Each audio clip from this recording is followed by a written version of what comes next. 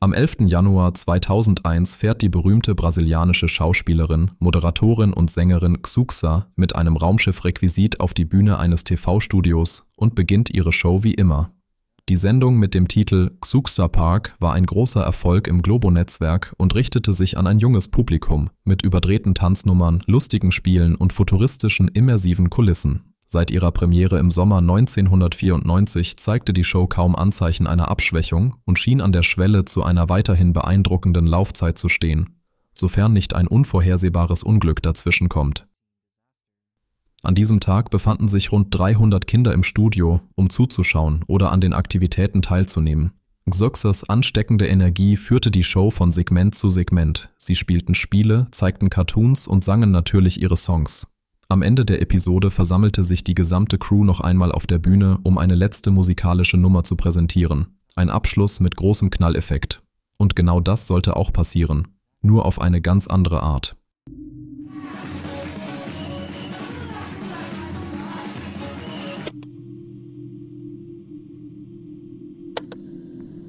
Dieses Standbild entstand etwas über eine Minute später und zeigt alles, was von der Kulisse übrig geblieben war.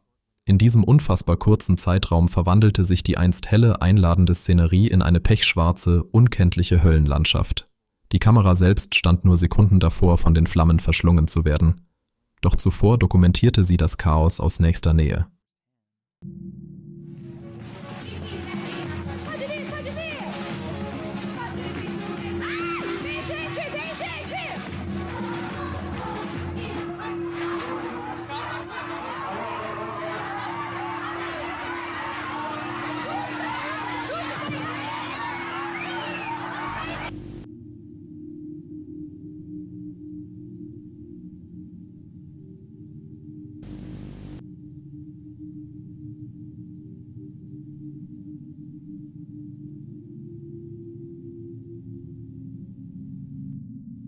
Xuxa hatte gerade die Bühne verlassen und war nur noch Momente davon entfernt zurückzukehren, als das Set in Brand geriet. Die Tänzer machten währenddessen nichtsahnend weiter, völlig ahnungslos gegenüber der Gefahr, die hinter ihnen entstand.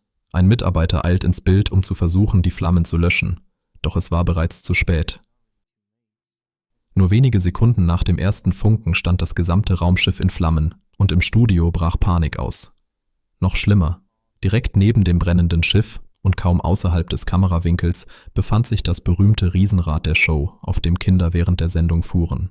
Auch genau in diesem Moment, während das Feuer wütete, war ein Junge in einem Sitz gefangen, hilflos gegenüber der sich entfaltenden Katastrophe. Als einige Anwesende dies bemerkten, versuchten mutige Helfer verzweifelt, ihn zu befreien, gerade noch erkennbar am linken Bildrand. Glücklicherweise gelang es ihnen. Er wurde aus dem Sitz geholt und in Sicherheit getragen. Später wurde festgestellt, dass der Brand durch einen elektrischen Kurzschluss im Fahrzeug ausgelöst worden war. Die Kulisse brannte vollständig nieder und wurde zu Asche und Trümmern. Doch trotz der fast 300 Kinder und der zahlreichen Mitarbeiter vor Ort und trotz mehrerer Verletzungen entkamen alle Menschen mit dem Leben. Das einzige Todesopfer war die Show selbst. Dies sollte die letzte jemals aufgezeichnete Episode sein und Xuxa Park wurde unmittelbar danach abgesetzt. Zum Glück überlebten in diesem verstörenden Fernsehmoment alle Beteiligten, eine Seltenheit in dieser Kategorie. Doch es zeigt, wie schnell alles aus dem Ruder laufen kann, wenn die Kameras laufen. Und wenn diese dunklen Momente schließlich eintreten, können wir oft nichts anderes tun als zusehen. Es gibt nur sehr wenige Arten zu sterben, die in uns so viel Angst auslösen wie der furchterregende Gedanke, lebendig begraben zu werden. Diese dunkle, klaustrophobische Vorstellung, wie man langsam den Sauerstoff verliert und nichts auf der Welt tun kann, um es zu stoppen, trifft bei vielen von uns einen besonders kalten Nerv. Doch aus genau dieser Angst ergab sich für einige eine einzigartige Gelegenheit, ein Spektakel daraus zu machen. Statt vor diesem menschlichen Urinstinkt wegzulaufen, wagten sich einige wenige Magier und Draufgänger an die Herausforderung, lebendig begraben zu werden. Und dabei nicht nur zu überleben, sondern sogar zu entkommen. Der Trick wurde von einem der größten Magier aller Zeiten populär gemacht, Harry Houdini. Er versuchte sich mehrmals daran. Beim ersten Mal entkam er nur haarscharf einem Sarg, der 2 Meter tief unter der Erde vergraben war, indem er sich mit der Faust durch die Erdoberfläche kämpfte, nur um bewusstlos zu werden, bevor er den Trick vollständig beenden konnte. Die Stuntnummer hätte ihn dabei beinahe das Leben gekostet. Danach ließ er sich noch 2 weitere Male lebendig begraben, überstand beide Male weit über 1 Stunde unter der Erde, schaffte es jedoch nie ganz, sich selbst vollständig herauszuarbeiten und somit das scheinbar Unmögliche zu vollbringen. Houdini plante, 1927 einen letzten Versuch zu wagen, fest davon überzeugt, dass er den Stunt dieses Mal vollenden könnte. Doch er verstarb, bevor sich ihm diese Chance bot. Dadurch wurde dieser Trick gewissermaßen zu einer Art Magnum Opus für jeden Magier, der diese Leistung vollbringen könnte. Eine Leistung, die selbst der große Houdini nicht zu Ende bringen konnte. Und so, am 66. Jahrestag von Houdinis Tod, beschloss der amerikanische Entfesselungskünstler Bill Shirk, den verstorbenen Magier zu ehren, indem er genau das versuchte. Für den Stunt fügte Shirk zusätzliche Gefahren hinzu. Er ließ sich nicht nur gefesselt in den Sarg legen, über dem Sarg sollte statt Erde Zement ausgeschüttet werden. Und das alles mit einem laufenden Fernsehteam vor Ort. Doch von Anfang an wirkte etwas seltsam. Shirk äußerte Bedenken darüber, dass das Grab zu breit und zu lang ausgehoben worden sei, was die Dynamik seiner Flucht verändern würde.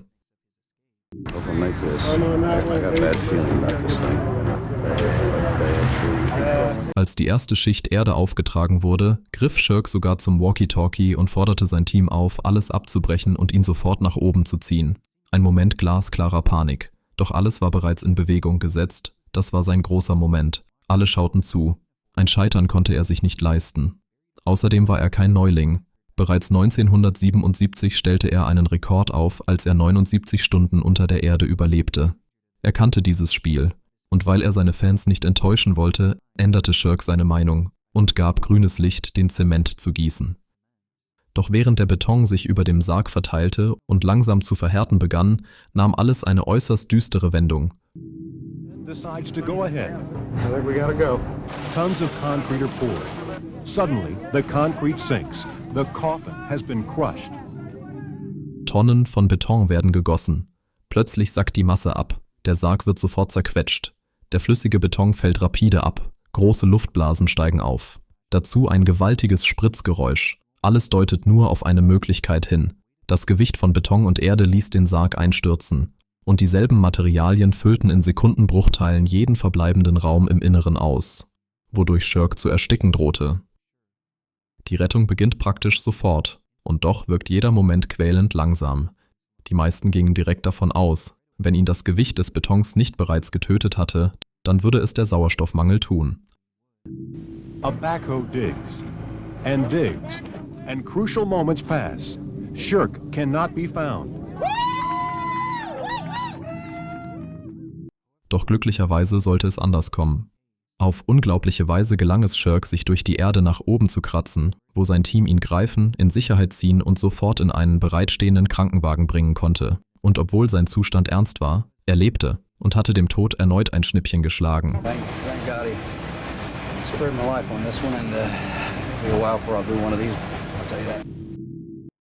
Doch für jeden solchen Zufallstreffer gilt, für einen Überlebenden gibt es unzählige, die es nicht schaffen. Shirk kündigte zwar an, vorerst keine derartigen Stunts mehr zu versuchen, doch schon bald war er wieder zurück bei seinen todesverachtenden Kunststücken, einige davon mit ähnlich fatalem Ausgang.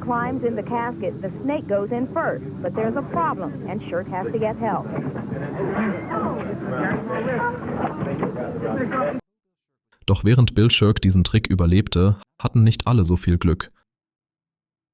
2 Jahre vor Shirks beinahe Tod hatte ein weiterer Künstler, bekannt als The Amazing Joe, denselben Stunt in einem Freizeitpark versucht, ebenfalls mit Erde und nassem Beton über einem Sarg aus Plastik und Glas. Dies sollte sein Aufstieg zum Meister des Entkommens werden, sein unauslöschlicher Eintrag in die Geschichtsbücher dieser gefährlichen Nische. Er hatte sogar bereits geschafft, was Houdini nicht gelang. Er war aus einem Holzsarg entkommen, der mit 2 Metern Erde bedeckt war.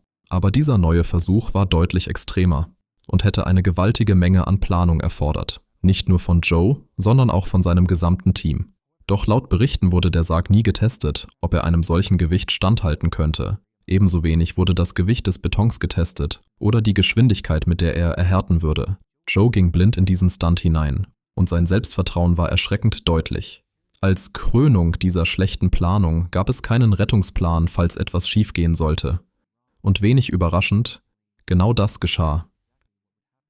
It was a cold night anyway, and when it sunk, I just knew trouble.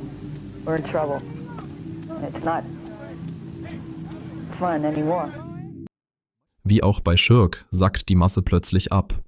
Nur dieses Mal viel dramatischer. Der Einsturz ist so brutal, dass man ihn wahrscheinlich nicht einmal auf YouTube zeigen dürfte. Laut Augenzeugen verursachte das Zerbersten des Sargs durch das enorme Gewicht ein gewaltiges Krachen, gefolgt von Panik bei allen, die versuchten, Joe zu retten. Doch ohne jeglichen Rettungsplan wurde die Situation rasend schnell hoffnungslos. Eingeschlossen unter Erde und Beton, umgeben von jubelnden Fans, seinen Eltern und einer TV-Kamera, verlor The Amazing Joe sein Leben. Ironischerweise in einem Sarg, vergraben 2 Meter unter der Erde.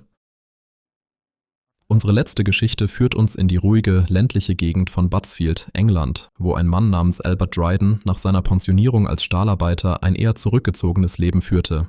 Er hatte ein Grundstück in der Gegend gekauft und widmete seine Zeit dem Aufbau dieses Landes. Sein Hauptziel war es, ein Bungalow für seine betagte Mutter zu errichten, in dem sie die Sommermonate verbringen konnte. Und außerdem plante er, auf demselben Grundstück einen Atomschutzbunker zu bauen. Doch bereits ganz am Anfang stieß er auf Probleme. Sein Antrag, diese Bauwerke zu errichten, wurde umgehend abgelehnt. Dryden ließ sich davon jedoch nicht stoppen. Trotz des Urteils begann er einfach mit dem Bau. Überzeugt davon, dass er ein Schlupfloch in den Vorschriften gefunden hätte. Statt ein Gebäude überirdisch zu errichten, grub er ein tiefes Loch in den Boden und begann darin zu bauen. Er nannte es sein Haus im Loch. Da das Gebäude dadurch nur ungefähr 2,5 Meter über den Boden hinausragte, glaubte Dryden, der Bau sei legal. Doch diese Annahme war falsch. Der Bau führte schnell zu massivem Streit zwischen ihm und dem District Council von Derwentshire. Ein Konflikt, der sich im Laufe der Zeit immer weiter zuspitzte. Mitten in diesem Streitfall wurde Harry Collinson zum neuen Leiter des Rates ernannt und damit auch zum Verantwortlichen für den Fall. Seine erste Maßnahme bestand darin, Dryden einen Brief zu schicken, in dem er verlangte, den Bau sofort einzustellen und alles, was bereits errichtet worden war, wieder abzureißen. Dryden reagierte darauf mit einem Gerichtsverfahren, welches jedoch schnell abgewiesen wurde. Das endgültige Urteil, der Bau müsse innerhalb von 3 Monaten vollständig abgerissen werden. In dieser Phase begannen auch die lokalen Medien, den zunehmend öffentlichen Streit zwischen Dryden und der Behörde zu dokumentieren. Und obwohl mehrere Entscheidungen gegen ihn getroffen worden waren, weigerte sich Dryden weiterhin standhaft den Forderungen der Regierung nachzukommen. Schließlich beschloss der Rat, die Sache selbst in die Hand zu nehmen und die Struktur eigenständig abzureißen.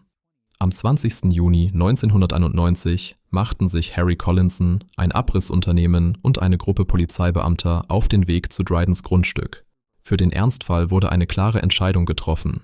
Sollte Dryden die Situation eskalieren lassen, müsse man sich sofort zurückziehen, um jegliche körperliche Auseinandersetzung zu vermeiden.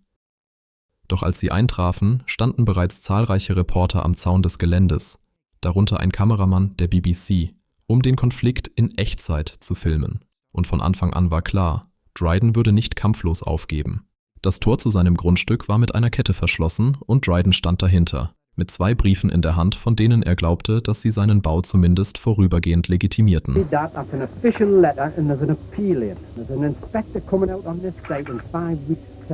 Well, it doesn't say that. Where does it say well, I have another letter confirming that. Can you show me the other letter? I'm not going to show you the other letter, but this chap's coming out in 5 weeks' time. Well, all as I'm asking is to wait 5 weeks for the outcome, maybe 6 weeks. It'll take a week after he's been out.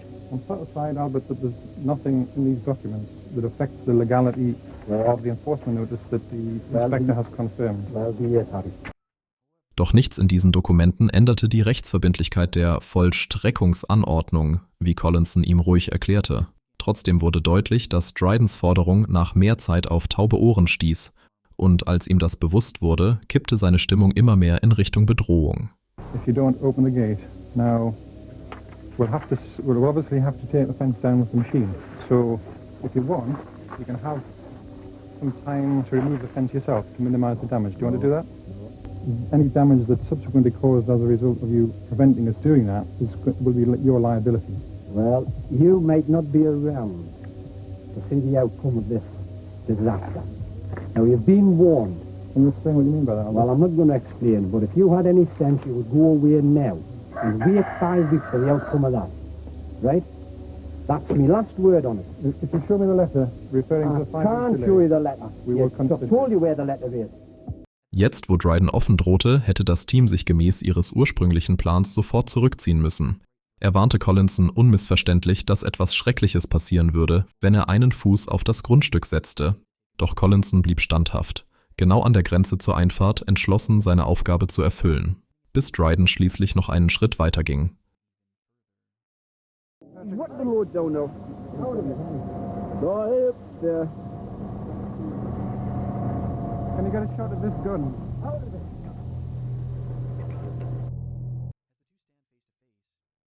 Er holte eine Pistole hervor. Collinson, immer noch ruhig, wandte sich an den Kameramann.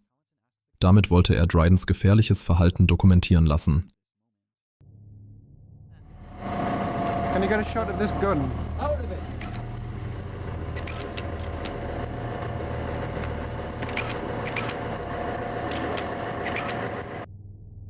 In der nächsten Sekunde, Dryden schießt, direkt in Harry Collinsons Brust. Dann feuert er erneut in die Menge vor ihm. Panik, Schreie, Menschen laufen um ihr Leben, weitere Schüsse. Der BBC-Reporter Tony Belmont und sein Kamerateam rennen und suchen Schutz. As more shots were fired from a pistol, the camera crew and Look North reporter Tony Belmont ran for cover. We were standing watching what was going on, and then a shot rang out. The chief kind of fell to the ground, and I felt a shot in the arm, and I've clearly been shot here in the arm.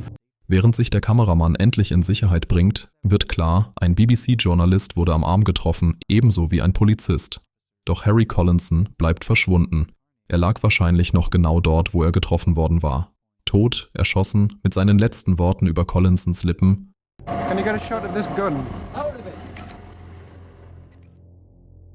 Nach den Schüssen kam es zu einem Standoff zwischen Dryden und der Polizei. Er behauptete, das Grundstück sei mit Sprengfallen und Landminen versehen. Doch es war nur Bluff. Schließlich konnte er überwältigt, festgenommen und später zu lebenslanger Haft verurteilt werden. Und trotz dessen, was an diesem Tag geschah, wurde Albert Dryden für manche zu einer Art Volksheld. Menschen bejubelten ihn dafür, dass er sich der Regierung widersetzt hatte.